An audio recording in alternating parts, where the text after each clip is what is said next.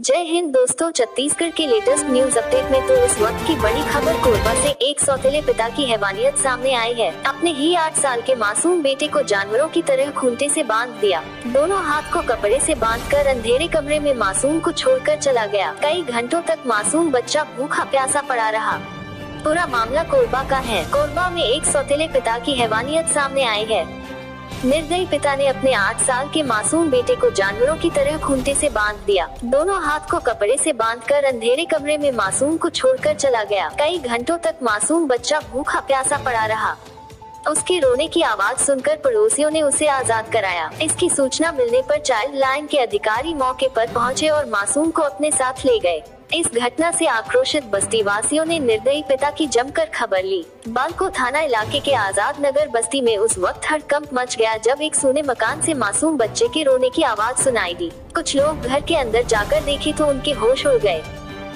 अंधेरे कमरे में मासूम बच्चे को बांधकर रखा गया था और कोई नहीं बल्कि इसके पिता ने ही मासूम की जानवरों की तरह खूंटे से बांध दिया था। एक सौतेले पिता की हैवानियत सामने आई है। अपने ही 8 साल के मासूम बेटे को जानवरों की तरह खूंटे से बांध दिया। दोनों हाथ को कपड़े से बांधकर अंधेरे कमरे में मासूम को छोड़कर चला गया। कई घंटों तक मासूम बच्चा भूखा प्यासा पड़ा रहा। पूरा मामला कोरबा का है। कोरबा में एक सौतेले पिता की हैवानियत सामने आई है। निर्दयी पिता ने अपने 8 साल के मासूम बेटे को जानवरों की तरह खूंटे से बांध दिया। दोनों हाथ को कपड़े से बांधकर अंधेरे कमरे में मासूम को छोड़कर चला गया। कई घंटों तक मासूम बच्चा भूखा प्यासा पड़ा रहा।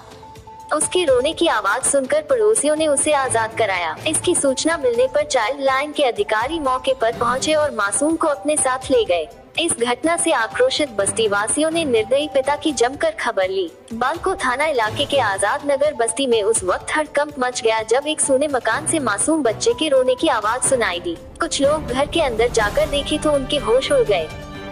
अंधेरे कमरे में मासूम बच्चे को बांधकर रखा गया था और कोई नहीं बल्कि इसके पिता ने ही मासूम की जानवरों की तरह खूंटे से बांध दिया था।